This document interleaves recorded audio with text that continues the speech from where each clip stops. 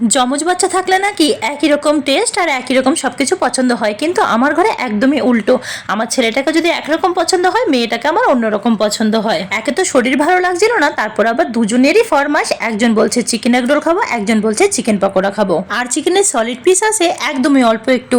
তো আমি তো মা, আমাকে দুজনের কথাই ভাবতে হবে। যতটুকু সলিড ছিল সেখান থেকে বেশি অর্ধেকটা নিয়েছি চিকেন পকোড়ার জন্য, আর কম অর্ধেক রেখে দিয়েছি চিকেন রোলের জন্য, কারণ বানালে তো দুজনকেই দিতে হবে। সমস্ত কিছু উপকরণ দিয়ে মেখে 10-15 মিনিট মতো রেখে দিয়েছিল। আধা ঘন্টা মতো রাখলে পরে ভালো হয়, তো হাতে সময় একদমই কম ছিল, তাই ভাবলাম যে 10-15 মিনিটই রাখি।